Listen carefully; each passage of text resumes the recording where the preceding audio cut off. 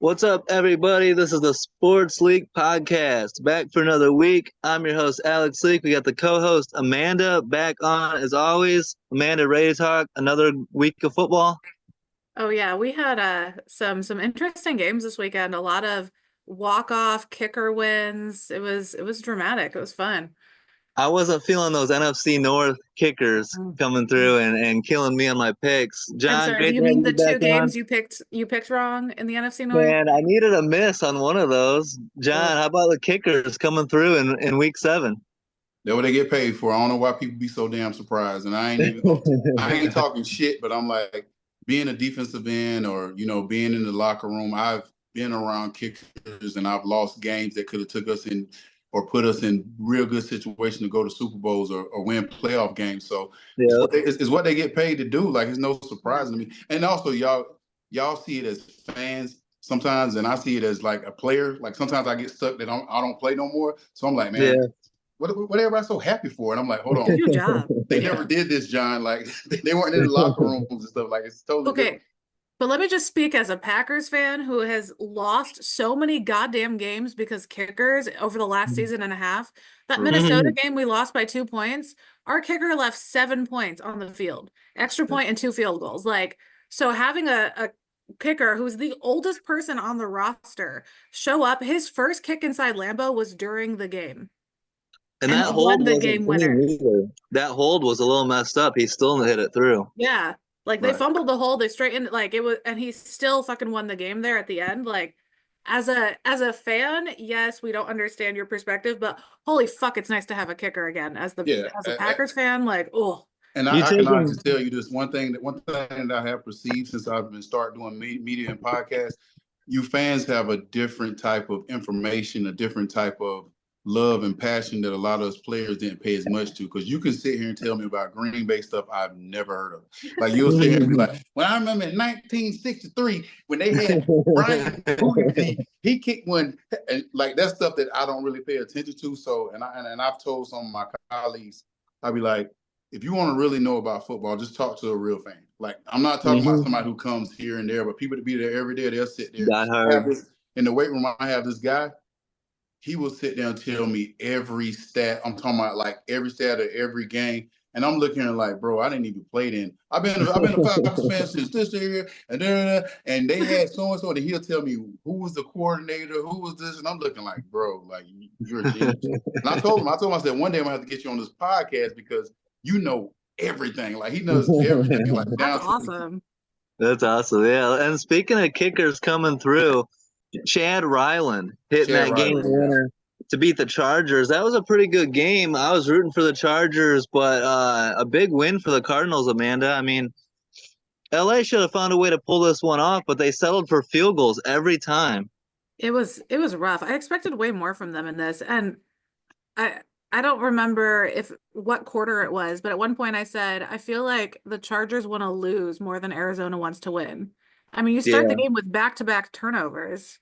Hmm. Like, I mean, so you throw a pick, you get the opportunity to do something with it, you fumble the ball. Like the game was just a mess from the beginning, and I expected them to figure it out. I mean, we've seen Harbaugh come back in the second half of games and work it out, but only field goals is going to be a tough ask for Yeah. your defense I to think it to be was. able to I hold think them it back. personally. I think it was the Cardinals had the better uniforms. I think. I saw No, you no. mention Honestly, I that. think the uniforms really showed that they wanted to win. But I think Kyler Murray was Mhm. very persistent at the end of the game. He showed why they keep believing in him. Having at the end of the game being able to move the ball down and put him in a position to score a field goal to win the game. I think was the reason why they keep him around because they see the potential. But it's only so much. And also, I think the Chargers, um, they've lost a little bit of the energy from the beginning of the season having Harbaugh. Like, now it's kind of like, okay, we're a real football team now. We got to really, like, Herbert's got to start playing. Like, people are going to have to start standing up. It's not just the hype anymore. Kind of like with New Orleans Saints, they were so hyped in the beginning of the year because they 2 40-point games. Everybody thought that they were going to roll through the season, and Yeah. then life. Then what they say, life hit you in the face, and I think life is Mhm. just hitting San Diego in the face. Like, y'all have a lot of good pieces. You still have Mac on defense. You still have good guys. You let go of Williams and he's in New York now, but it's literally just showing that football is 17 game season. It's not like the beginning of the year, because a lot of teams don't start going to like week 7, week 8. This is when you want to see your consistency in your team. Yeah, and there was a couple factors too. What jumped out to me, there was a bullshit unnecessary roughness penalty on corner Cam Hart on the final drive that gave Arizona an extra 15. So that was something to it. To me, I think the Chargers need a wide receiver. They need to add somebody. And there's a couple guys opening up. Cooper Kupp is being shopped right now by the Rams. I'm hearing DeAndre Hopkins might get traded from the Titans. Mike Williams from the Jets right might now be available. I mean, think of the 3 big names you just mentioned. Think of how many teams after this week in particular are hurting for a wide receiver. Yeah. I mean, we've got 4 teams. The healthiest receiver on the 49ers got shot 50 days ago. Yep. You got Ayuk out for the season. Debo's got pneumonia. But do you think those receivers are team-changing receivers? That's the only thing I don't like about that, because if they're not being amazing on a team, the only person that I've really seen who's going to make an impact is Buffalo. Them getting that's the only receiver. Yeah, but they got him. They got him when he's like, he's still a top-tier receiver. He's still putting numbers up. Those receivers in their own respective teams they're on now, they're not doing anything. And I don't know if they can come in and make a impact or have 1,000-yard season now. I would have faith in Cooper moving. I would like to see him with the Chargers. Yeah. Cooper Kupp. I could see Cooper as a good fit for Herbert. Yeah. That could be fun. I'm interested to see where D Hop goes. He is old, but I think he has a little bit left in the tank. We'll see on that. But a big win. He would actually fit good in Atlanta. And I know it sounds bad, but he went to Clemson. And I'm thinking about just the area, and not saying Mooney and the other guys aren't playing well, but just to have an older guy in there, just to mix it up a little more. McLeod is playing great also, but I think he will fit very good in Atlanta because it's close to home. Yeah, it's close to home. He's not going to cost a lot of money. He likes to be, not saying in the spotlight per se, but he's a guy that you're going to see in the GQ magazine. So being in Atlanta, I think it'll bring him more happiness and more peace, and he probably play better. And also being a third receiver for him now, like you said, he's older, but he still can take it to the house. He's a small guy, but he's a good possession receiver. So if the Falcons can get him for real cheap, I'll be like, hell, let's get it. And then you can have other things just fall into place. But having 5 good receivers for him, Pitts, McLeod, Mooney, that'll be. Because think about it, we know he can throw for 500 yards. Yeah. So, why not throw him in there and mix it up a little bit, Especially after this terrible game they had. Like Amanda said, I think there's going to be quite a few teams desperate for a receiver upgrade. It's going to be like a bidding war a little bit. It's going to be fun to keep an eye on. Yeah, absolutely. And what's funny right now is I just realized, so Arizona's got 3 wins. They're all against Californian teams. Really? And they're second place in the division now. They passed San Francisco. It's so weird. They've only beat LA teams and San Francisco. That's it. That's their wins. They can only beat teams from that state. But I think the biggest issue in this game, that LA defense that we expect good things out of, just completely crumbled in this game. They've been physical all season. It was a shit show. I mean, between Murray and Connor, they had 120 yards on the ground by the half. I expected more out of that defense. So they've definitely got some kinks to work out there. I know that they're a little banged up, but definitely the issue there. And you've got to convert for a touchdown at some point in the game. 5 field goals is not going to win you a game in the NFL unless you're playing the Broncos. I'm sticking with my take for Chargers to make the playoffs, though. I'm not bailing on the ship yet. Not yet. The Monday night game we were all paying attention to until it got ugly. Bucks jump out to a 10-0 lead. Ravens go crazy and are up 34-10. It looks like it's over. And then Tampa Bay, does a little bit, gets back into it, makes it interesting for a second. 41-31. They got an onside kick recovery. But the story of this game is, John, we were just talking about this. How do you defend Lamar and Derrick Henry? I mean, it's becoming a cheat code, really, in reality. And Derrick Henry did almost nothing in the first half and pops off and goes crazy in the second half. It's like, how do you defend that? I think the big thing, well, there's two things I got from the game. Derrick Henry is just a beast, and the offensive line and also the team has all 10 players on the field are willing to give up a block to make sure that he gets his yards. And I think that's a big difference that you don't see. You see receivers down the field blocking. You see Lamar Jackson running down the field Lamar, because yeah. they want to see him. So it's bigger than just, Henry. It's the whole team. Like when he's in the game, you see everybody trying to make a block. I saw receivers coming off their routes and coming back just to make sure they can steal a block. Even that long run he had where he didn't score, he didn't really get touched. And I'm like, he gone. Yeah. But for Baker Mayfield, I feel sorry for him. Losing Mike Evans, and one thing I saw about that, their other receivers don't know how to play DB. Mike Evans knows how to play DB. If you see the reception when 14 could have obviously knocked the ball down and Humphries ended up getting the interception, that should have been a knockdown pass by the receiver. The one in the end zone was just a bad route. I'll take that back. It wasn't a bad route. It was just a guy. You couldn't see him. He just came back in. It was a cover two. He pushed him out good, and he just fell back in. And he got an interception. But if you see the receivers, they're standing waiting. Godwin could have easily. I'm watching and I'm looking like, okay, he's gonna knock it down. But instead, he went to try to catch it. If you see good receivers like Julio Jones, like Julio would make sure that Matt looked good. Like it was a lot of times because you got to be able to trust your receivers. Like when he throw a ball like that with Mike Evans either he going to catch it or no one catches. And that's the big thing that I think that you can see the difference between Baker. He's throwing like he's still throwing to Mike. But the routes, they're running Mike routes, but they're not running them like Mike do. When Mike runs his route, he'll run a slant, but when you see him run, he'll come back. You see them running, they're kind of like just sitting waiting. So it's a different type. Being a quarterback or being anybody in that position and you're throwing a certain type guy, just watch Aaron Rodgers when he throws to when he throws to Adams compared to everybody else. You see Adams know exactly where to be. That's why he was so, vibrant about getting him there. So I feel kind of sorry for Baker, but I don't because I'm actually a Falcons guy now. So next week it's going to be tough on him because either them receivers going to like, look, man, y'all got to learn how to play DB this week because I'm going to be throwing it. And, he's a gunslinger. You know what I mean? Yeah. He's a gunslinger, so he wants to fit it in, and but you got to have that confidence. If I can have confidence in there, and the running game is not going to pick up, which it picked up at the end, but the game was pretty much over with. So that was the biggest thing I saw. But I think it's a team effort to make sure that he looks good. If that makes sense to y'all. No, I agree. And speaking of receivers playing DB, Devontae Adams was playing defense in a little bit in the fourth quarter in his game. That was funny, and he looked annoyed as hell about it too. Like that screenshot of him sitting on the bench, like the fuck was that? Like, but this game, what frustrated me is there were 2 touchdowns that didn't count for the Bucks. Mike Evans, that pass where his hamstring pulled and he dropped the ball, that was a wide open touchdown had Evans not had that hamstring kind of flare up again. And then there was another one that was called back because of a penalty.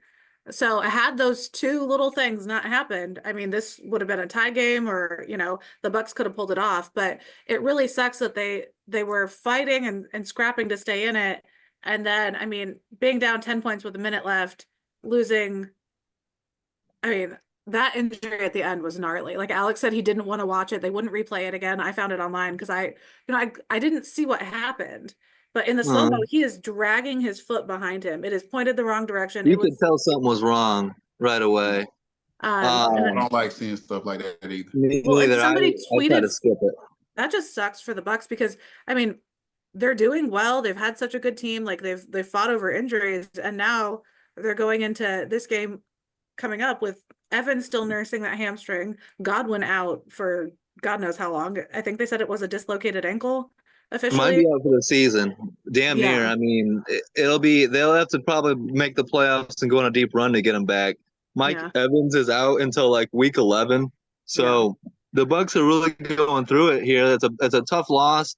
You fall to 4-3. You lose your top 2 receivers, and now you've got a huge game with the Falcons for the division lead coming up. So bad timing for Tampa Bay. Injuries suck, and they're going to have to deal with that. Cade Otton was a bright spot with 8 catches for 100 yards. Good to get Rachaad White back. He had 2 touchdowns.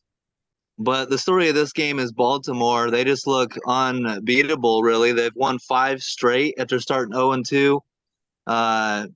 Roquan Smith with 18 tackles in that game. Derrick Henry hit 21.7 miles an hour on that long run. He got caught, but 21.8. To me, the Ravens are my team. The Ravens are my AFC team. I am the biggest Ravens fan this year. Anybody but the Chiefs. And in Derrick Henry, we trust. No three-peats, John. I don't want to I'm see a just saying, three-peat. I can't dethrone them yet, man. It's like when I played in the Someone's AFC. got to beat them, yeah. I'm saying when I played in the AFC against the Patriots, like for them 6 years I was there, once Tom Brady got under the helm, it was like I hated going to the Patriots because I knew that I was going to play my ass off, and I knew they was going to win. And I Yeah. hate like coming into a game you don't like thinking that way as a player, but you think about they averaging 12, 13 wins a year. That's ridiculous. And when they lost, it was just like some fluke stuff. So with Kansas City, they're not even playing well and they're beating people. That's what's concerning to me. That they're really not showing their best football. They're just playing like well enough to win, but they're getting better every week. You know, like Kelsey is doing more. You know, running game is doing more. It's like That defense. yeah, like it's just getting better and better. Like people, they could have easily been what 3-4 right now, something like that. But they're like they're winning. I mean, you can't talk trash. I mean, you can't. It's crazy. I don't know how they're doing it. The defense is nasty. Amanda, they lose L'Jarius Sneed. They lose these weapons and they just keep on, you know. That defense is probably better now than it's ever been. Yeah, well, coming into this game, they'd only won by a total of 22 points all season. Like they find a way and they scrape by, and that's what we expect them to do, but it is a little annoying. Yeah, I think right now it's a fear factor. It's like if you have an older brother, he can be smaller than you. Yeah, my grandfather was 5'7", 5'8". I tell you, like to the day he died, I wouldn't have touched him because I was scared. Like, I mean, I promise you, like he had a couple heart attacks and everything, and I still wouldn't touch him. Like it's just you have that fear factor, and I think right now everyone is just scared to really play them. Like it's like, okay, what are they going to do? What are they going to do? What are they going to do? Instead of like keeping it to their game scheme and just playing ball. And also, I told somebody like if you literally watch him, you watch Mahomes as a quarterback, he playing basketball.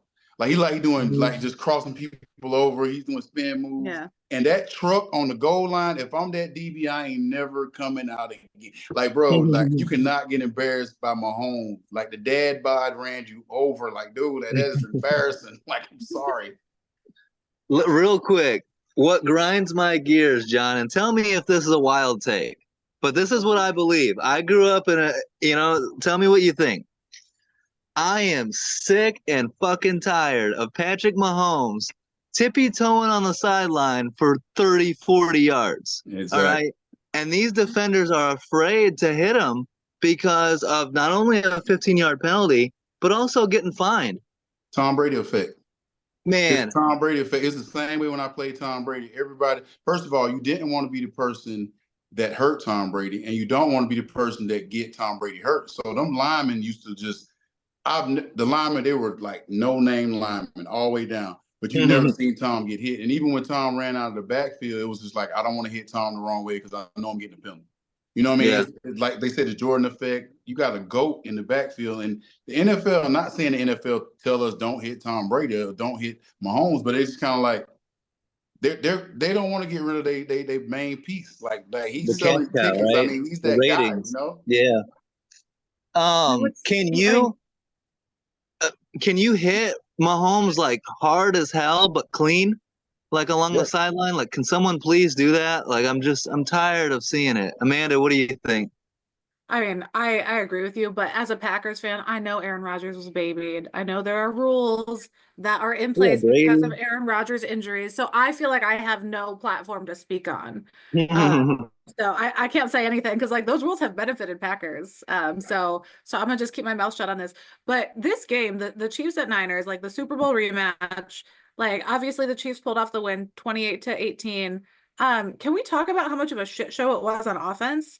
Like we had 0 passing touchdowns in this game from the quarterback. 5 interceptions between the two of them, 3 rushing touchdowns.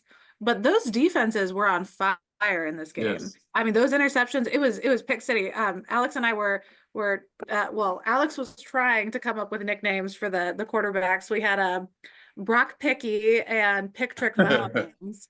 And I mean, they were throwing picks every other play. It was entertaining, but definitely a strong defensive showing for both sides. But what I think kind of gave the Chiefs the benefit in this one is coming off the bye week. They had an extra week to prepare for this. Also, Shanahan, this is the ghost of Christmas past. I mean, he's 0-5 versus the Chiefs. Mm-hmm. So, like, with I think the one thing you said that stuck out from everything you said, and I'm not trying to take away anything you said it was entertaining.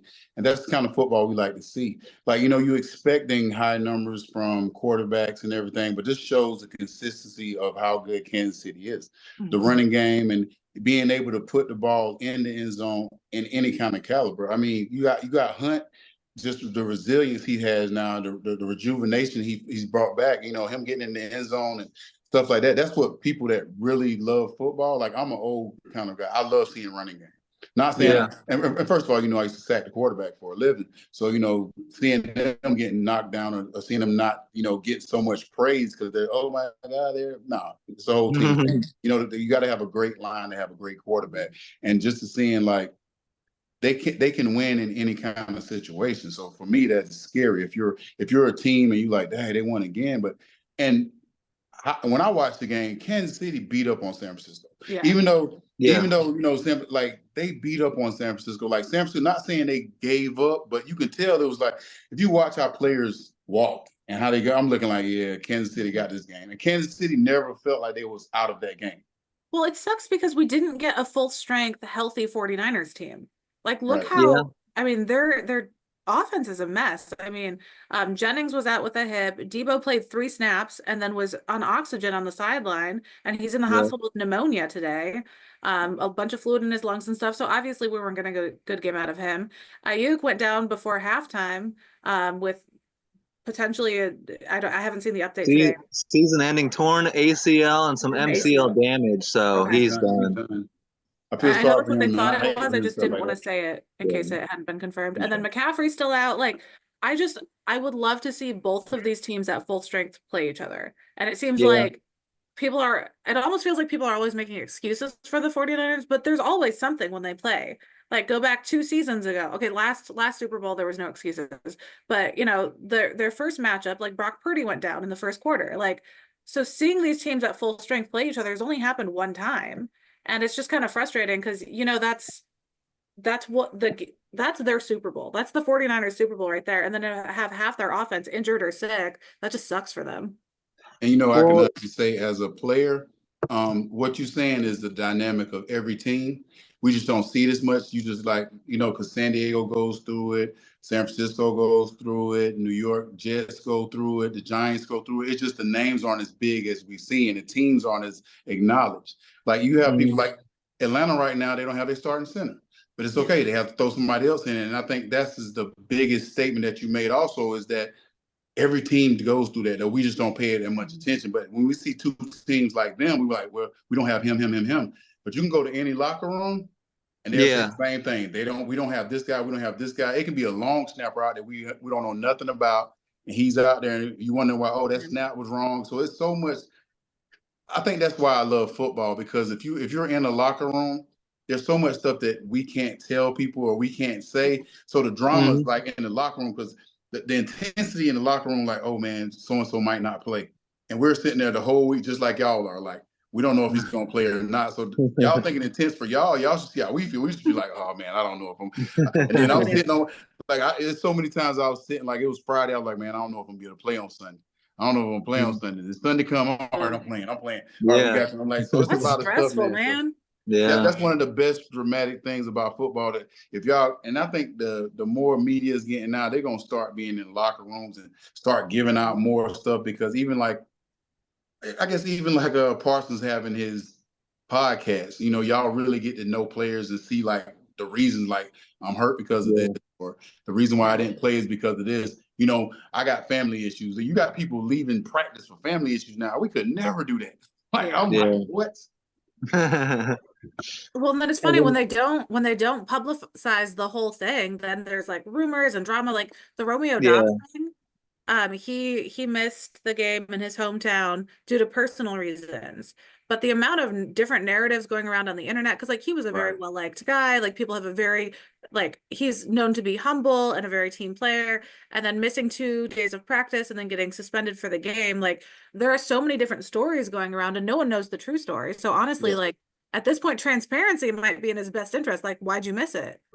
But when I played for the Jets, I went out with a LCL during the season, 12 game. We were playing Pittsburgh. So Herm Edwards came up to me and he was like, "Well, John, we're gonna put you in as probable. We know you're not gonna play." And so I knew the whole time I wasn't gonna play. We came into Pittsburgh. Everybody, man, the backlash I got from the Jets fans. Oh my God, Yeah. he sucks. Like, how is he can't gonna play because he want to get paid? It was the last year of my deal, and it just like I'm talking about the whole next year I came back as a franchise player, but like everywhere I went, it was just like, I mean, my career was over with, and Jets people still, well, he gave up on us in the playoffs. I was like, Oh I my had an God. LCL. I'm bow-legged, y'all. So you gotta understand, I'm bow-legged in the LCL. You Y'all try to don't run want it me and out try to there. turn a corner. Try to turn a corner with an LCL. I'm like, dude. So it wasn't like I wasn't gonna play, but it's like I was trying to do something for the team. Well, it's like even with McCaffrey. Like at first, it's just a like he got a strained calf. Maybe he'll be back in a week, and then they like next thing you know, he might can't play again. We got to make sure both of his legs are messed up, and now it's got all kind of crazy stuff on because they didn't tell us what really is That- going on. That's the media's impact on it too. Is like all it takes is one media member to suggest that it's about money or it's about something, and it's not, and the fans run with it. And Yeah, it I just saw happened. this in Chicago with in the NBA with Derrick Rose, right? Comes from Chicago, fan favorite, tears his ACL, and all that rehab and all that, and the media turned the city on him. And so you see it in sports, and it's unfair and it's BS, but it's part of the business. But for the 49ers, they're up against it. They fall to 3-4, below 500. They got Ayuk down, they got Debo down. They're hoping to get Christian McCaffrey back after week 9, so that could be a nice boost for them. But 3-4, and they've got a matchup home game against the Cowboys on Sunday night. So they need to win that. That's a must win pretty much. You can't fall to 3-5. So that's a big they control the clock. They'll win that game. Yeah, Just get back control to the clock because 500. you don't gotta like we said before, you don't gotta worry about their running game and Dak. Yeah. Dak pocket's so heavy right now, he ain't tripping. Amanda, the biggest thing that I take away from this Chiefs team is Mahomes has more interceptions and touchdown passes, and yet this team's undefeated. If They you had win. told me that a couple of years ago, we would say that's the key to stopping the Chiefs is Mahomes. Force Mahomes to turn the ball over and you beat the Chiefs. But now they've got a juggernaut defense. They can run the rock. That O-line is elite. Well, what's funny is what I said in the prediction episode for this week is whoever scored a touchdown first, because they've both had issues in the red zone. Both the 49ers and the Chiefs, red zone touchdowns, they're the 2 worst teams in the league on converting a red zone appearance into a touchdown. They're good at those deep long plays and scoring off of those, and they'll take a field goal. But I said whoever scores the first red zone touchdown would win this game, and Kansas City. So it's funny that they have all these strengths and yet still some of the most like basic issues. Like, how do you not like how do you suck at that? Like, you're this juggernaut team with this amazing defense, but you can't score a touchdown from the red zone. Like, what? So it's gonna be gnarly as they get better, and I'm really excited to see them up against the Ravens coming down into the postseason this year. I think both of those teams, like the Chiefs, will find a way to win. The Ravens are like a Pro Bowl team at this point. Like they have so many talented players on that team. Like it's gross. Yeah. Well, I mean, you talk about the issues with the San Francisco or whoever. The Chiefs have a lot of injuries too. Rashee Rice, Hollywood Brown, key players, Pacheco. You know, Right. a good thing you said about the Pro Bowl team. How many of these teams made it to the Super Bowl? I wonder that'll be a good stat. Like whoever had the Yeah. That most. makes I'm like sense. whoever team has the most Pro Bowlers never seem to go to the. You know what I mean? Yeah. Like How about Russell Wilson and the spark he provided for the Steelers? We questioned that, No, but he did not. I fucking called the shit out of that. Aaron Rodgers sees Russell Wilson in his nightmares. Think of all the games in Seattle, all the drama, the Fail Mary, the stand-in referees that got fired, the NFC Championship comeback where Russ after the game was crying and he said, "I guess God's just a Seahawks fan today." Like, no. Aaron Rodgers maybe he is. has the biggest bone to pick with Russell Wilson, and I swear no one has confirmed it, no one will ever confirm it, but I swear that is the only reason they put Russ in to start this game instead of Justin Fields. Aaron Rodgers does not care about Justin Fields.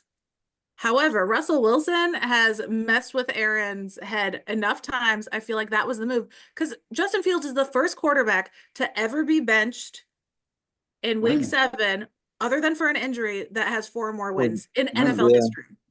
I think. Well, I but think it worked. Russ balled out. It was an upgrade. But I can see the difference on why Tomlin took him out. Yeah. Russ had more confidence in forcing balls into receivers. You can see it's the biggest difference. With Justin Fields, if the guy wasn't wide open on a slant or if it wasn't like a play action, he could drop it off. Yeah, Russ was putting the ball in places Those touch throws that Justin was not confident enough to do. Because I'm watching these throws, and I'm like, that's a vet quarterback doing it. Because I was kind of skeptical too, because I was like, Justin's winning so good, but then he came out and I saw the pass he made to Pickens. I was like, oh, I don't think Justin would have ran. Like Russ and Pickens have looked good together. I think it was a red zone. It was a red zone pass. He rolled out. He just dropped it. Touchdown. And I think the biggest difference, you got a quarterback looking to get numbers as a quarterback and throwing compared to someone trying to save a game and win a game. Like, it was just a big difference. And I was just like, I can't even lie. I feel stupid for talking shit about Russ because he came out here and showed the reason why that he should be starting because you live by the gun, you die by the gun. And I think he did a great job of showing like, this is what I do. Like, I'm cooking today. And he cooked. Yeah. Well, he was playing like that in Denver. Yeah. That time. Like 5-game winning streak. Yeah. Those last 5 games? He was playing fantastic for them. So, I mean, we know Russ still has it. I just think consistency over a full season from Russ is a big ask right now. Like, Aaron Rodgers is on pace for 17 interceptions this season. They got to stop firing people and start understanding that, Aaron is still a little rusty, bro. Like, I ain't trying to, but it's not like it's some tip balls every time. It's like, dude, you throwing it straight to the other color. Get that Tin Man some WD-40. Gotta get that mushrooms in your system. I need some ayahuasca. I'm gonna say this. I might be one of the few rare ones, but I'm not worried about this Jets team. I'm still believing them because I know it looks bad right now. The game wasn't as bad on Sunday night as the score looks. I'm not worried about the team. I'm worried about Aaron. That's what you're missing because 3 Aaron's picks. got Devontae now, though. I'm not saying I understand that, but Devontae can't throw to everybody else. I don't think he wants to blame anyone, but it's kind of like, what did that guy do? Or what am I doing wrong? It's kind of like he's in his mind now. Any kind of guy, like, for me, instance, like being a defensive end, if I jump off sides one time, my whole game is fucked up. If I jump off sides one time and they get a first down, now like my get off is slower. I'm thinking about the passes. I'm thinking about, should I throw this? And I think it's taking a little bit of his edge off the passes that he might want to do or he might use to force in. But also, you got to try to get yourself back in that rhythm. So some of the interceptions are him like trying to get back in the rhythm. I know I can throw it through this man's hands and get it to that receiver. So I think he might be overthinking right now compared to just, let me just calm down and just the check down is fine sometimes. I don't have to go deep. I don't have to try to find, Adams and show the reason why I've got him here. Just play ball, you know what I mean? I think it's the team as a whole too. Aaron Rodgers said this post game. He's like, I think we're pressing too much. He's like, we're too much. We're trying to do too much every single play. And he's like, this week I want to focus on let's get back to having some fun, and just playing loose. Exactly. I think Aaron was forcing it. I think everyone is. And one of those picks was on Garrett Wilson. You got to catch that ball. And So I think it's a lack of confidence and chemistry. They're just trying to get everything figured out. I think it was a mistake to fire Robert Saleh. You know, they should have just waited. Next 4 games for the Jets: at Patriots, you got versus Texans, at Cardinals versus Colts. You can go 3-1 in that. Yeah, yeah. Yeah, Yeah, that's I the think they thing can with win the them all. Jets. yeah, they Yeah, can. that's the thing with the Jets So though. Like we've seen Aaron be down bad with the Packers and be like, nah, man, like there was the we relax. just have to run the table season, and Yeah, yes, we fucking ran the table. And then the RELAX season, like Yeah. my, He has a great short-term memory. That's one thing you mhm. can say yeah. about him. He has a great short-term memory. He has a very being a four, I think you know what you can do. But I think with him, the short-term memory got to come with his receivers and believing that Garrett Wilson will. Because Garrett, even how he plays, he just don't look comfortable to me. Like watching him, it's just Yeah. like, and bringing Adams in was to help him, not to hurt him. But I think for him, you know, being a number one receiver and have to be probably number two, and you know you're not going to be the main guy, even though you are the main guy. It's a But lot he of stuff. wasn't playing like a number one through weeks 1 through 5. One So thousand percent, 1,000%. And then Steelers, they got a great opportunity to get to 6-2. They play at the Giants on Sunday night in Week 8, so could be looking at 6-2 Steelers if they. Well, let's talk. So Jaden Daniels, the Commanders blow out the Panthers 40-7. The only news coming out of here, Jaden Daniels gets a rib injury. That the timing couldn't be worse, as he's got a matchup against the Bears and Caleb Williams in Week 8. We all wanted to see Jaden Daniels versus Caleb Williams. We might not get to see it with Jaden's rib injury. yeah, and it's not funny, but he goes down with the injury before the end of the first quarter. So we expect maybe the game to balance out a little bit. We've got Andy Marcus Dalton Mariota tortured him. versus Marcus Mariota in 2024. Like, what kind of fucking time shift is this? That's how But bad the Panthers are. Yeah, that's Carolina I is was just gonna say that's a strong Carolina is case for number Carolina is 32. just like they're just falling apart. Like just team wise, it's like the defense looks terrible. It's like I've been on teams that everybody was waiting for the offseason. Like I've been, and it looked like they're just waiting for the offseason. Like a lot Yeah. of guys, like they're out there trying to stay healthy. A lot of guys looking at trying to protect their contracts. A lot of guys out there waiting to see to next year they get something better because they just don't look like they anybody like even Dolphins like nobody looks like they want to be out there. Like that's just bad. Like that's just bad football. Like putting that kind of stuff on tape. Even if you're trying to be a free agent next year, or you're trying to get paid, like this is the time that we want to see you at least fight and put something up. That was a horrible looking game, man. Yeah, they should have to play in the UFL next year. I think that's what it should be. I love the concept of demoting a team and Yeah. pulling up their championship winner and then demoting Pull a up team the- to the get the UFL champion in. So Yeah. fucking funny. I love that idea. That is hilarious. Amanda, the Rams got a win, but all the talk with the Rams is about potentially like selling players. Like Cooper Kupp could get Yeah. traded. And then there's been some rumors about maybe Matthew Stafford could be available for a contender that needs a quarterback. Well, and it's so weird. I saw people talking about Kyron Williams. Like, Yeah. he's been having such a good year. Stafford's solid. Like, I don't why. Like, All right, now let's talk about Saquon Barkley going off against his former team, 187 yards and a touchdown. Daniel Jones sucks. Got benched, got pulled in this game. Brian Dable says he's still the starter, but John, the Giants have to be regretting this entire situation, giving Daniel Jones all that money and letting Saquon Barkley go to the Eagles of all teams.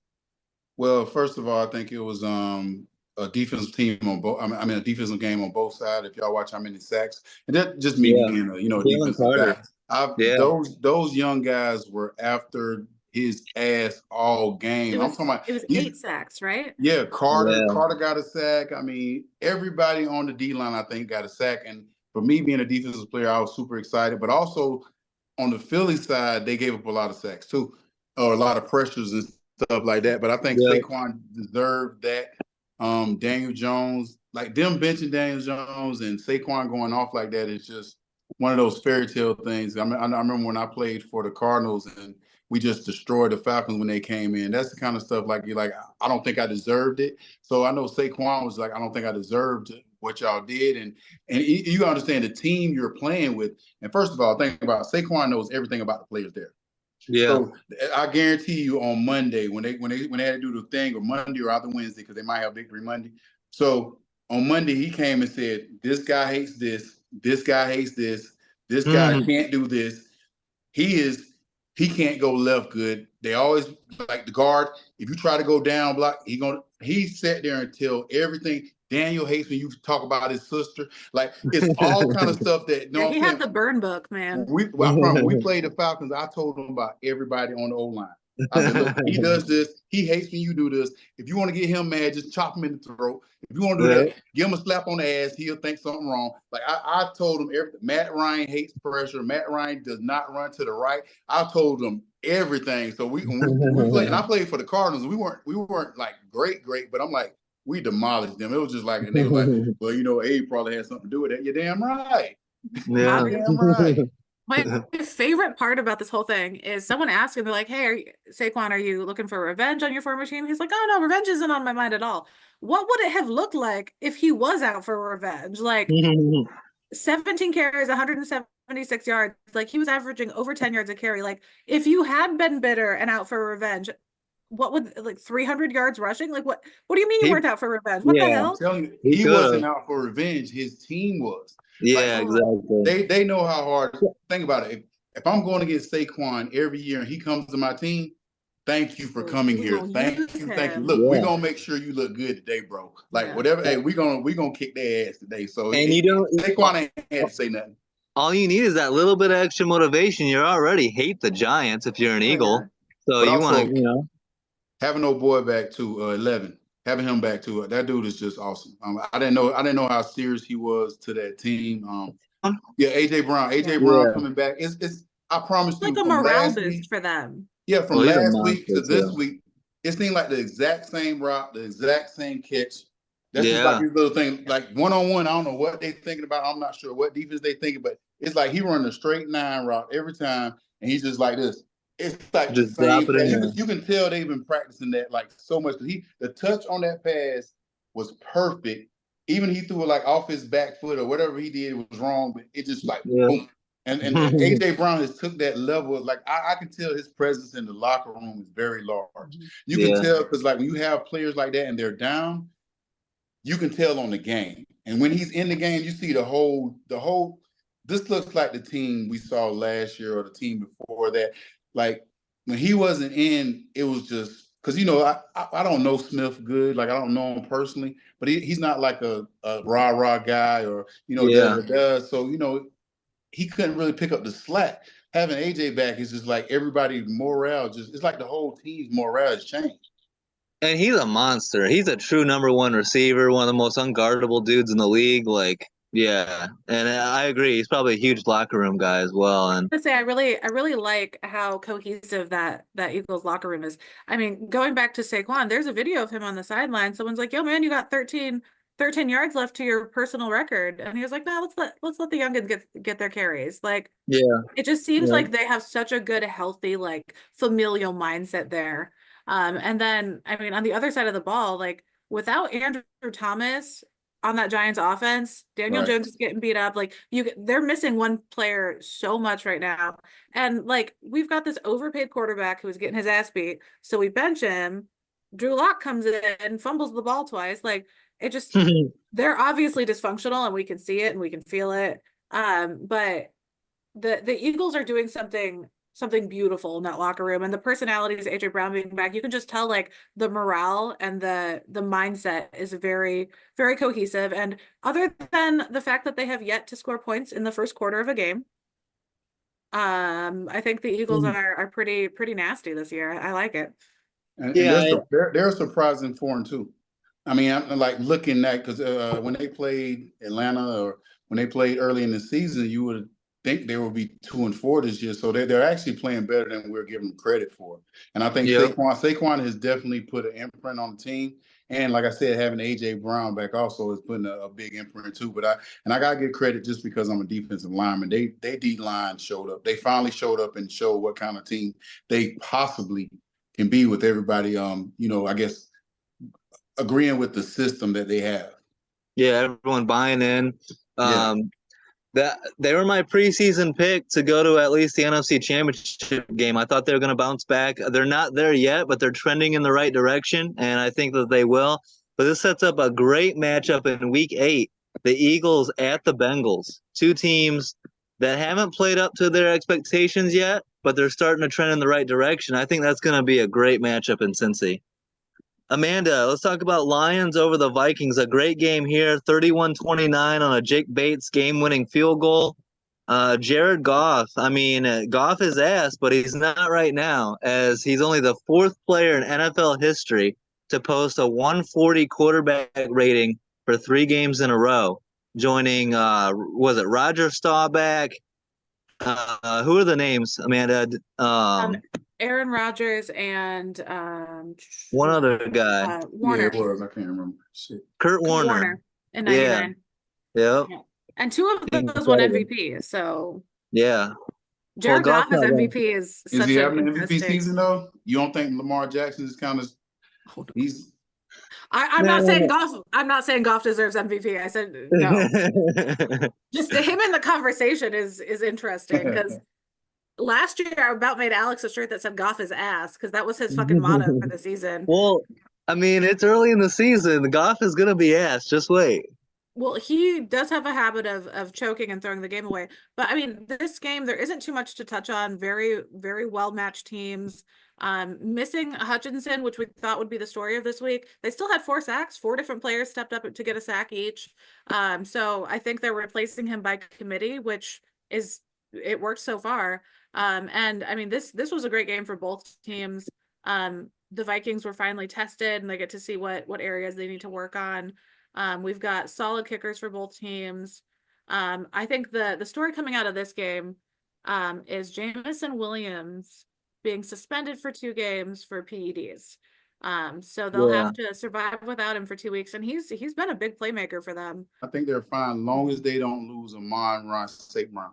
I think he is the catalyst of that team. If you've seen like some of the receptions he had over the middle when they were in the red zone, and he's not a big guy, but I think the big thing with Detroit and being a player and being just around football, the attitude from last year, the attitude from this year, the crowd attitude, like that has a lot to do with it. Well, like the biggest thing I tell people about, people don't understand how the fans can make a whole Green Bay owns their team. Like pretty much y'all own the team, like the city owns the team. People don't understand that kind of fans, those kind of people take it to the whole nother level. When the city believes, you got to understand how the players believe. And I think that he's just done a great job of having everybody buying. Even with, last year, it was kind of like, why the hell he keep going for it on 4th and down? He's like, I don't give a fuck. Like, I'm out here to win. Like, I don't give a fuck. Yeah. Like, and then now everybody going for on 4th and short. Now people are just taking that chance, but he started that last year. And I'm saying that attitude is like, I don't give a fuck attitude. Like you see, if you ever been to a biker bar, I went to a biker bar one time in New York by mistake. I don't understand why you don't fucking go in there if you ain't tough. It's an attitude. So when people see Detroit now, people are scared of Detroit. And it has nothing to do with, this player being better than this player. It's an attitude. And I think mentality, the mentality, like we're not going to lose the game. And I think it's really protruding through the team, through the coaching staff, through the city. And I think that's hard to beat. Yeah. And who's emerged, Amanda, who's emerged as one of the best players. They lose Aiden Hutchinson. Brian Branch is balling out. He's already got 4 picks. I was going to say, they've had people step in, and I love seeing Branch play this well. But talking about him going for it and down, we've been joking about Nick Sirianni being Nick Campbell this season because he started going for it on 4th too. But, they tried to fuck themselves in this game.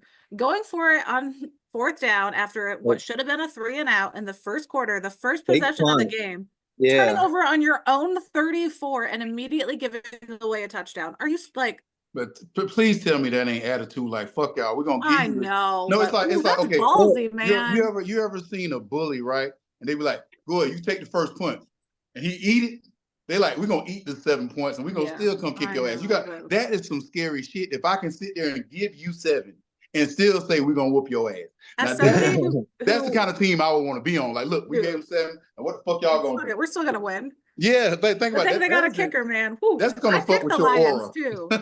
Well, I picked the Lions, and Alex is immediately like, "Oh, turnover on down. Oh, they gave up a touchdown." I was like, "God damn it!" Like I would be pissed if I was an actual Detroit fan.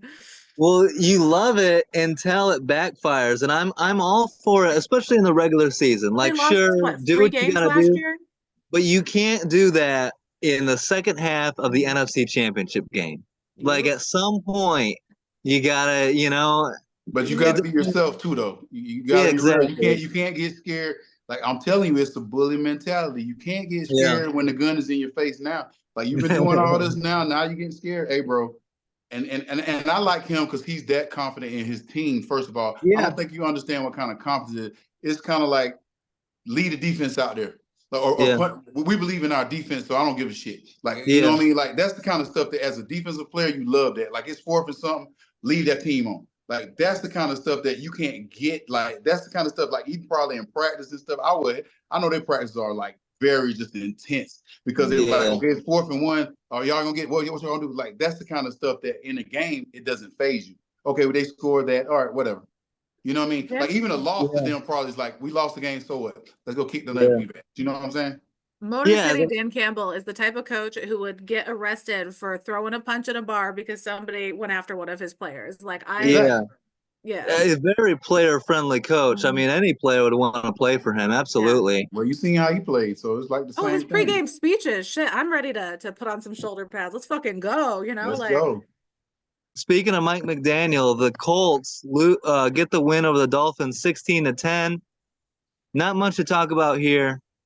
Nope. But Hey, back to what you said. Hold on. Hey, you know what really grinds my gears? I'm gonna tell you right here now, like dead ass serious. Where the fuck is old OBJ, Waddle, fucking Tyreek Hill? Where the fuck are y'all? Like seriously, and I'm not even trying to be rude. I can understand you had a great quarterback, but it can't fall that bad. Like Yeah. you seen Odell Beckham drop like passes just like right at him, and I'm like, dude, this is not what Odell does. Like, is it that bad that Tua's bad? Like y'all just giving up, like right the first game. Exactly. So we really thought this team was going to be excellent this year. With an additional Odell, we weren't thinking Odell was going to be like, like the old Odell, but like you're gonna get us a first down here and there. You're gonna get you're gonna get us a highlight tape here and there. But this is on those guys. This is not on Tua right now. This is not on McDaniel. This is not on him. This is on those players. Those are the guys that everybody look at to be the guys to win the game. And y'all are doing nothing. I don't care. You could say dropping passes, jogging back to the huddle, barely blocking. I'm watching Tyreek Hill like trying to block people with his arms. Dude, you got midget arms. Like you out here trying to block people. They're not. You ain't getting no passes. They ran a reverse, and I'm looking like he ain't really like. I've seen people fake block. Like I know a fake. You just run around kind of. Yeah. You just apply. You're just occupying space because you don't want to look bad on tape, so you're just doing stuff. But I'm like, no, it's on those guys. You can't blame Toomey. You can't blame that because they still have all stars, all pro receivers out there. They got 3 all-pro receivers and they ain't doing shit. So you can say it was 4 total catches in the game. The team. Yeah. 4 catches. So whose fault is that? That is not the quarterback's fault because no, it is not. It is not. You can say it's the quarterback's fault. You can blame it on McDaniel, but I'm like, dude, not if you watch the Tyreek game. Tyreek Hill will catch a short screen and take it to the house. Where is that? Well, these are stuff that y'all got to do. Like the quarterback can throw deep. You can't out throw Tyreek Hill. Like so. I don't know. Well, I'm sorry. I'm sensitive on this situation because when I see stuff like that, like even if but dude, all y'all guys are like main guys, but y'all not showing it. Like y'all need to come in and play. We run the team now, y'all. Like seriously, like put me in the backfield if I'm Tyreek Hill and let me like do a little screenplay or put me in the backfield and let me play quarterback. Like you got to do something, man. Yeah. I don't know. It's bad, but I guess the good news is Tua is going to be back very soon. Tua's going to be back like next week or the following. Can we talk about his interview? I hope he ain't back home. I hope he ain't back home after this game because I don't know. Like for me, it's just like it's scary to me because he said he's not going to wear the Guardian cap. Yeah. I don't think the Guardian cap with the kind of concussion he has, like the consistency of concussion he had, that Guardian shit ain't gonna help. Y'all gotta understand, like people think you getting hit to the head, but it's the shaking of the head. Yeah. Like it's like in a car accident, like your head, like your brain literally like just shakes like in a big ball. Like you don't want to be like a guy that has like they say water on the brain, like so your brain is pretty much shaking like this. So somebody might hit him from the side, and it ain't gonna matter about the little guard thing. You know what I mean? It's Some not stuff the ain't point gonna of matter. impact. It's It not makes an more issue. sense for an O lineman because you have D linemen coming low. So when I see a lot of O linemen wear them, and it makes total sense. But for a skill position player like with targeting and stuff, I don't see the probability of you really getting hit in the head. But for a quarterback, he's gonna, if somebody comes from the backside and hits him from the backside, the joke enough. The joke is going to be enough to, like, think about Steve Young. When Steve Young got hit, he got hit. It was a joke. He didn't get hit in the head. So it's more of like, and you don't want him to play like scared either. But it's like, dude. Well, it's getting to that point. Yeah, it's getting risky a little bit. My issue with this isn't so much that, like, whether or not he wears the Guardian cap, I don't know how much of a difference it would make. His response, he said, I appreciate your concern. I really do. I love this game and I love it to the death of me. So we're just doing suicide by NFL now. Like, the fact that he knows what he's doing and he just can't give it up. Like, he's gonna push it until they force him to retire. Pretty much, like he's not gonna walk. They're gonna have to force him, and until I'm just scared it's gonna look bad on the NFL if it gets worse. Hopefully nothing happens, and we'll talk about this 4 or 5 years and say like, oh yeah, his beginning of his career was some shit, and then we'll never have to worry about it. But hopefully it doesn't, get like we think it will. Hopefully it doesn't get that way, because I don't want to watch any of his games anymore. I'm just gonna be every time anyone comes near him. Yeah, you don't want to see like the Lawrence Taylor character, from he was like so messed up, and he was like still out there because you need to get that one little thing. There's a lot of stuff, and I can say personally, as having a concussion, I played through a lot of concussion, and you seeing the death on the field. Like when I played football, and a lot of the reasons that I went through so much bad stuff after football, because that was my life. I really felt like if I died on the field, it would have been a glorious day for me, because I felt like I did what I needed to do. And I would have been up in the Raptors forever saying I died on the field, but it didn't happen that way. And I had to live rare life. And I think after this year, if he plays the rest of the year, even if he don't play the rest of the year, he's going to have to sit down and have a talk with his family, talk with the team, and a talk with some real doctors, and see if it's worth it. Because, like the memory loss for me is horrible sometimes. Sometimes I'm great. Sometimes I have trouble sleeping. So it's up and down.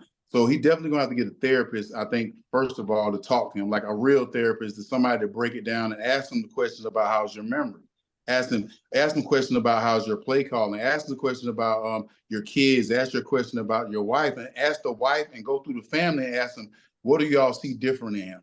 From when he was in college, from when he first started playing, even from the beginning of this year, do y'all see a difference? And you gotta take the aspect of everybody around you and not just what you're thinking. Yeah. And the good news, at least he got paid, right? At least he got that deal, right. And it can make it a little bit easier if that's where it's going. I mean, I don't think it's money for him now, though. I think it's the pride thing. Yeah, I think it's a pride thing. You don't want to go out. You don't want to go out on an injury. Yeah. So we'll see. We all hope the best for Tua. We don't want to see any more issues like that. Amanda, your Packers get a big win. Brandon McManus, the new kicker, comes in and is the hero right out the bat. Salvation of Green Bay. I mean, you said you wanted Braden Narvison to kick that. You're so full of shit. You wanted Brandon McManus for a couple weeks. They got him, and then he delivers. As soon as they cleared him, and I refused to look into any of the accusations or the lawsuits or anything. I'm just... but yeah, he's the oldest player on Green Bay's roster by 2 years, kicks the game winner. It was a beautiful game. We saw, Romeo Doubs leading Green Bay, 8 catches, 94 yards. Great game for the young receivers. And Green Bay's defense was fantastic.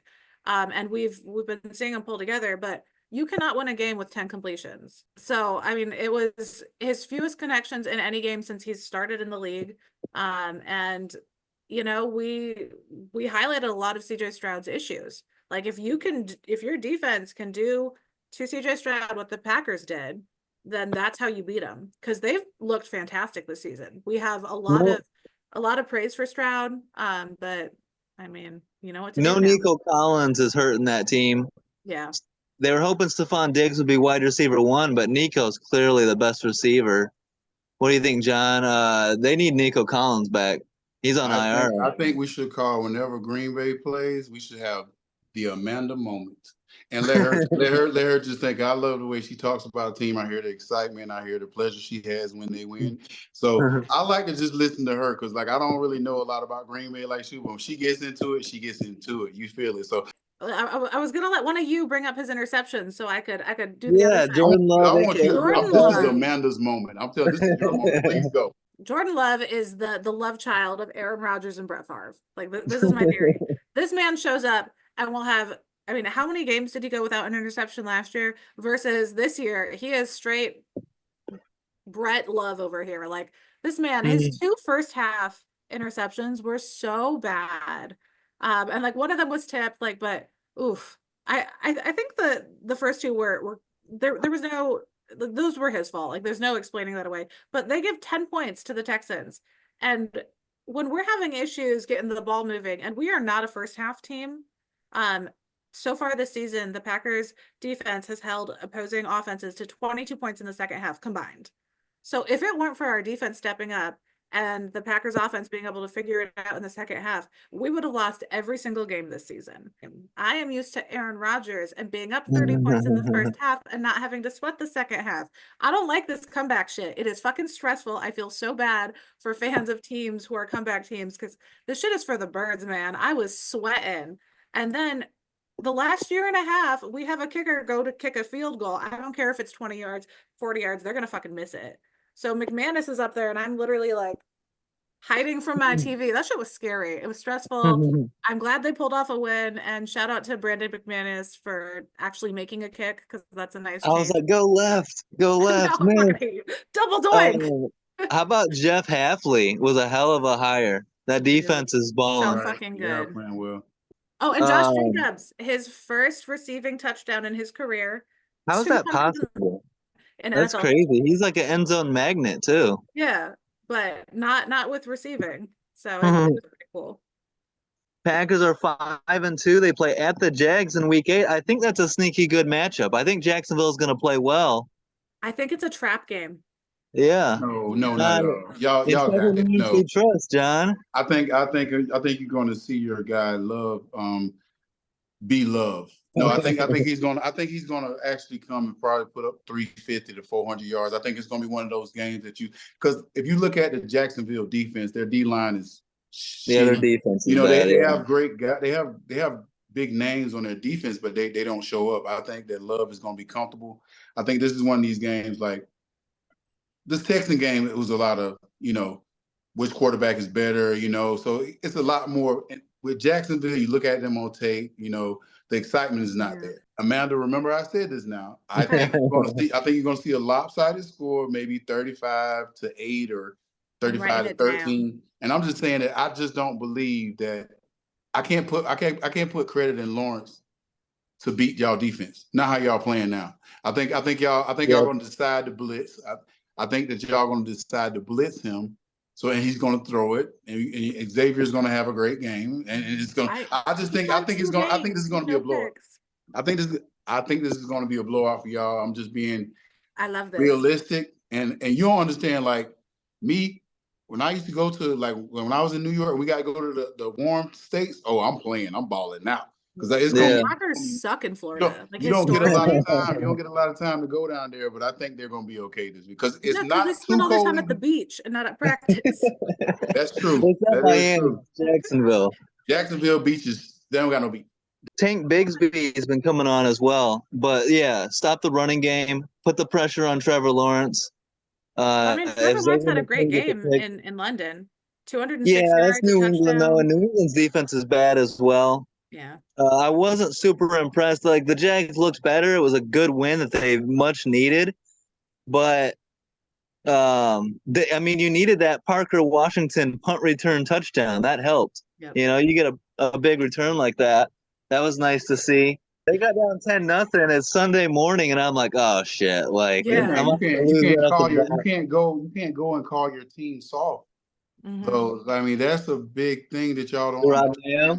A lot of people, you want to see soft. They might just the rest of the season they might show you soft. Like you said, we're soft. Yeah. And you can try to get them to practice harder and do all this, but then you're gonna wear them out for Sunday. So like calling your team soft is like that's always a little risky. Yeah. No, you can't do that. You do that. You can Yeah. do it in the locker room, but you don't go to the press and say, Not in public, no. And because going for it's it, your team. It's your team as a head coach. Mayo, Yeah. that's your team. You calling Yeah. your team soft, so that means that you That's are on soft. you. Yeah, Yeah. you saying your team is soft, like so. Like you're the head coach, right? That's like it's your that's fault. like me owning a Burger King and saying that food sucks. You're the owner, dude. Like, Yeah. Well, you know what else is soft? Going it for 2 when you're down by 9 points. The That was Pats. really stupid, and it was so I was funny. like, do you not math? What I the was on Twitter, and Kurt Warner's like, "What the hell are you doing? Like, kick the extra point. It's a one possession game." dude? And all these Stupid. Twitter bots get on there telling Kurt Warner he doesn't know football. It's social media is hilarious. Like, listen to the guys who played the game. Kurt Warner is going to know what he's talking about. And one possession, two possession. Which would you like? You want to be within one score, always. So dumb. Well, and this is now the 6th loss in a row by the Pats, their longest streak in 31 years. And we know what their issue is, other than just the coach sucking.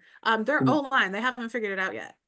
Yeah. Like, they have used 7 different arrangements, combinations for that O-line, one in every single week this season. They have yet to figure out who is going where, who's protecting the quarterback. And you can see the dysfunction from the coach talking shit about his team in interviews to the O-line being different every week. No one's in rhythm because they haven't settled their positions yet. I mean, this game was an upset to me.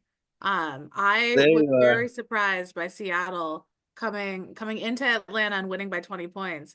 I mean, Geno Smith looked good. It looked like the Geno we expected coming into the season. They got Kenneth Walker going on the ground.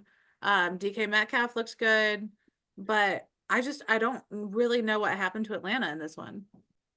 Monday night game, Sunday night game, Thursday night game, a 1:00 game.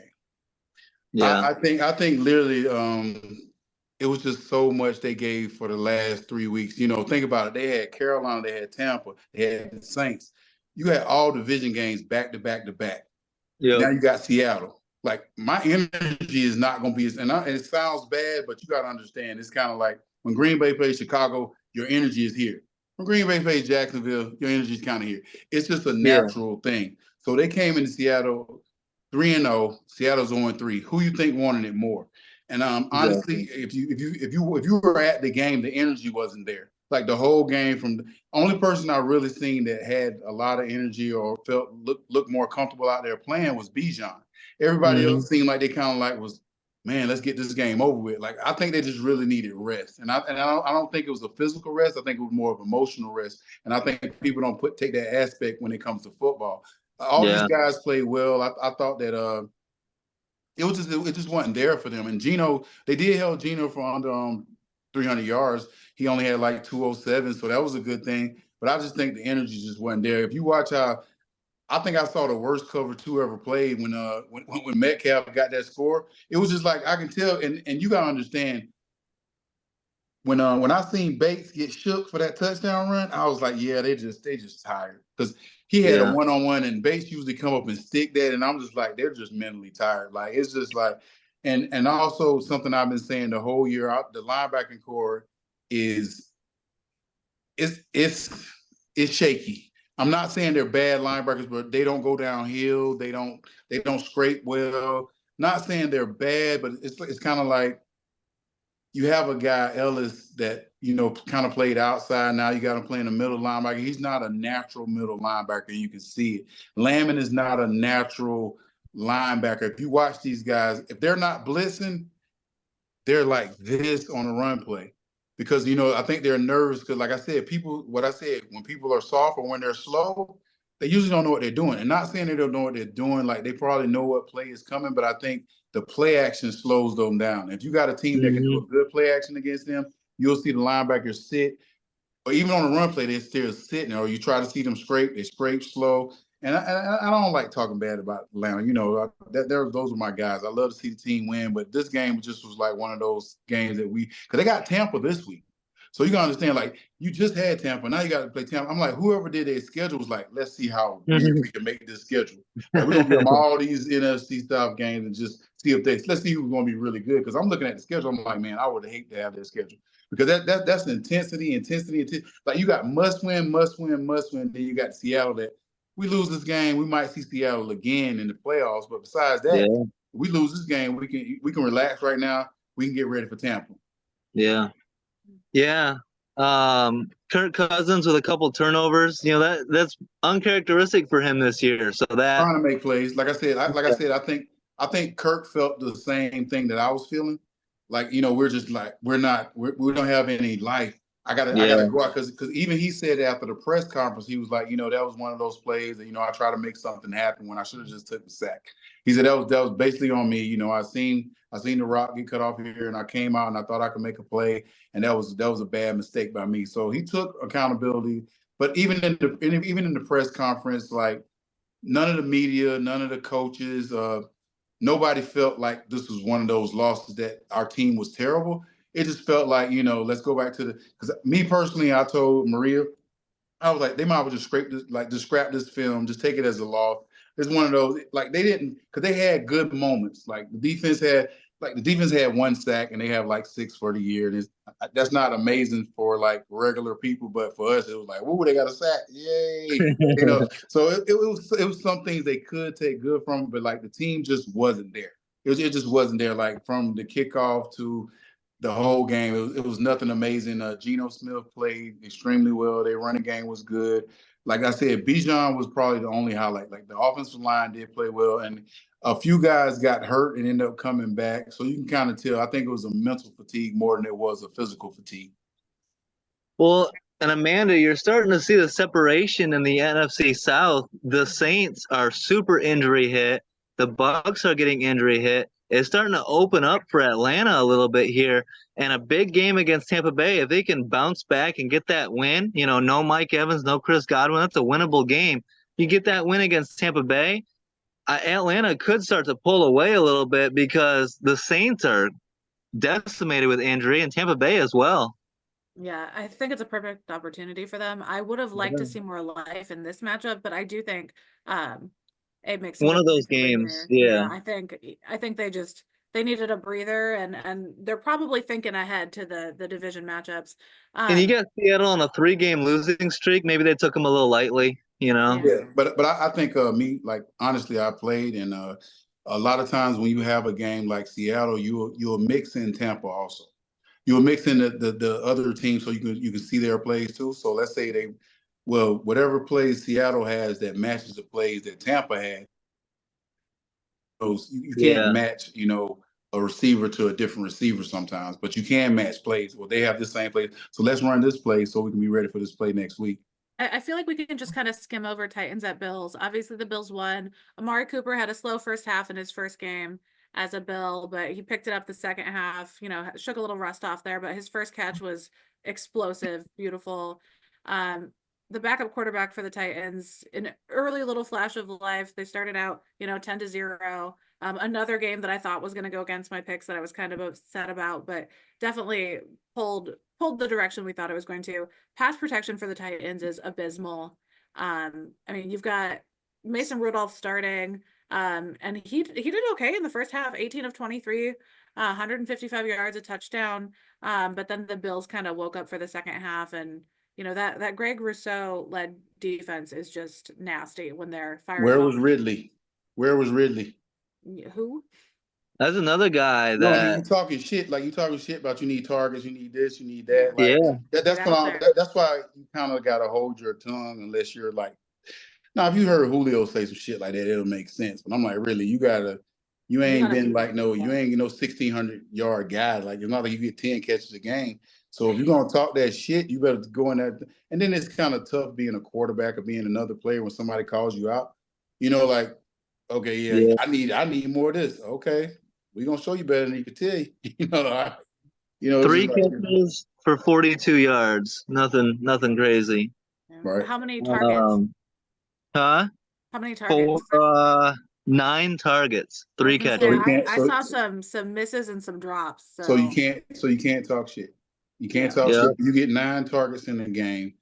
You catch 1/3 of your targets? No, shut up. Yes, you can't talk shit no more. You got to sit there and play football and prove it out. the Bills are still working some stuff out, but they can't Yeah. complain. They're 5-2, and they got a very sizable lead in the division right now, so they have to be happy with that. Thursday night football coming up. Who we got? Vikings at Rams, right? Vikings. Vikings. Easy.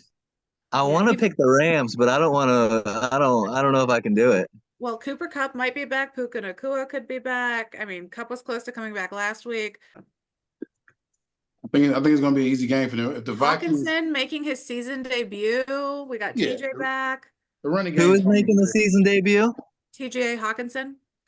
And they're coming off a tough loss to Detroit that they were scrappy in. I think it's going to be a similar thing, though, because the Rams are as good. Like the reasons I picked the Lions to beat the Vikings are the same for the Rams. Stafford is great against the blitz as well. I think he'll put up a good fight against that defense, but I just think the Vikings have more talent on the team overall. And I'm both gonna of them pick are the great on Thursday Vikings. night games. But What? I'm gonna find a Rams jersey. I'm gonna pick the Vikings, but I'm gonna find a Rams jersey and be cheering for the LA Rams all night. All right, you do that. If you needed a nail in the coffin, the Rams are 30th in stopping the run, and they're facing a very feisty, very scrappy Aaron Jones here, Yeah. with an iffy hamstring. So I guess my pick kind of resides on that hamstring being fully functional. Yeah. But yeah, I think it'll be interesting. I mean, Stafford had his worst game of the season so far last week, so both of them are trying to come back from some poor performances. All right, John, go Rams, right? Yeah, I think the Rams will lose. Their defense just sucks to me. I'm not saying they're bad. I just don't see anything. Yeah. They're not fun to watch, and they're like a LA team. You know, after the Super Bowl, they say you have a Super Bowl hangover. Like, when are y'all going to sober up? Like it's to the point. You know, they have a, and then being in LA, you got so many distractions now with it.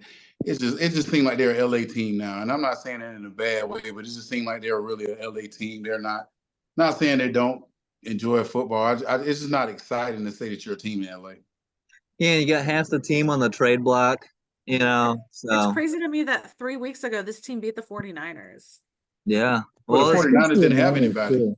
No, I know, but it's just like looking back, like it's weird. Like I think they were, you know, a solid win for the Packers in week 1, losing to Detroit, that made sense. Getting their asses kicked by Arizona by 31 points in week 3, which was the weirdest week of football we've had this season. But then I don't know, beating the 49ers, I was like, okay, maybe we got something. And then since then, no. No, the Rams Beating aren't the doing Raiders anything. impresses no one. Trade Stafford to a team that can win something. Trade Cooper Cup to someone that can win. Matt And Stafford to Cleveland. hey, something. Mm. Their record's terrible, but well, After the Cleveland. yep. Let's get out of here on that note. John, good stuff as always. Thanks for making time to come on the show. Amanda, good shit as always. And I'm catching your picks this week, but it doesn't start on Thursday night because we all agree on the Vikings. Isn't it 8 picks now? Yeah, it's 8, but you just keep getting lucky. I don't like it. You picked against the Packers and the Lions. That's not luck. That's just good kicking. All right. Hope you guys enjoyed it. Don't forget to like, subscribe, leave a comment, and peace out.